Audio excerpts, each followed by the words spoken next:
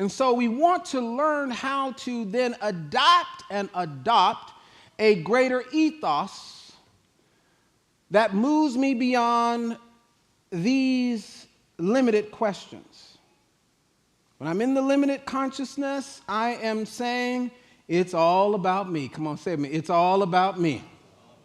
Let me ask you the question, is that where you are? And if it is where you are, don't stop there.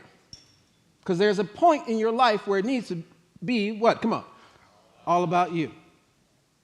Getting your life together. Have you ever had to tell somebody, listen. The sentence always begins with listen.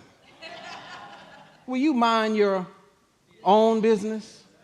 Yeah, there's a stage of it's all about me that each one of us must be able to operate in parallel with the greater assignment of our lives. Are you with me? We don't want to stop at this all about me stage. Then there's the it's all about them. Ever heard about that? It's a stage where you come into the realization that there are forces in the world that are seeking in some way, shape, or form to prevent, to co-opt, to create an imbalance, an injustice, a harm. And so we park ourselves in the consciousness that it's all about them, and we feel good because we know how to do the lingo. We know how to talk it real well, depending on who the them is.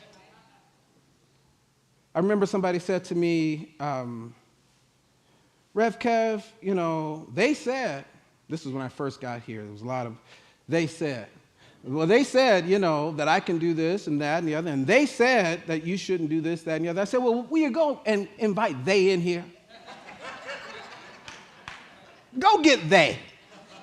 And I'm not talking about the gender identity. I'm talking about the they, the mystical they, that locks us into a paradigm of victimhood. I'm limited because of they or them. Are you with me? And so we don't want to stay at the they stage and the them stage as it relates to an outside power that is preventing you from being, doing, and having what God has sent you and meant for you to be, do, and to have.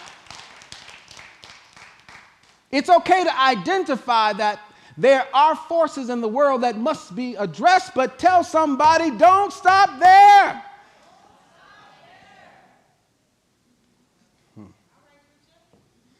When we are operating from there, we are operating in a world of dangerous binaries. I'm going to get a little political for a minute. Is that all right? Well, too bad. It's all.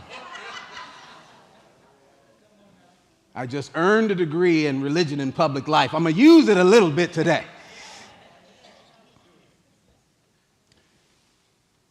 Dangerous binaries that feed a society of polarization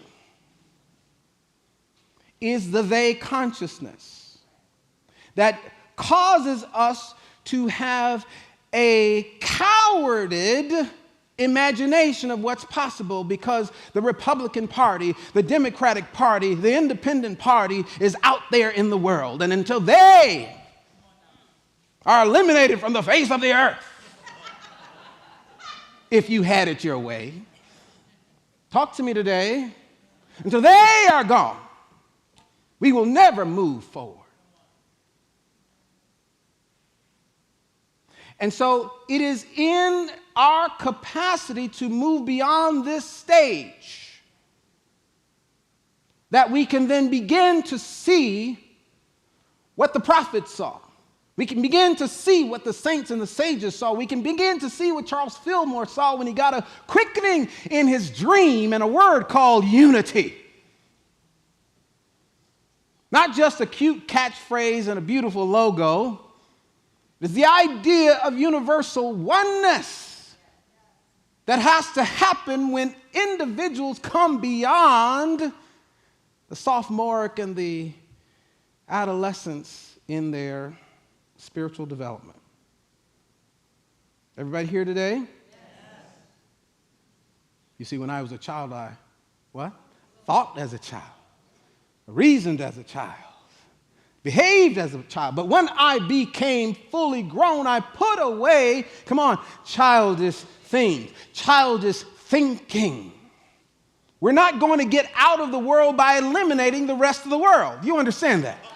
War is not the success strategy for the human household. Do you understand that?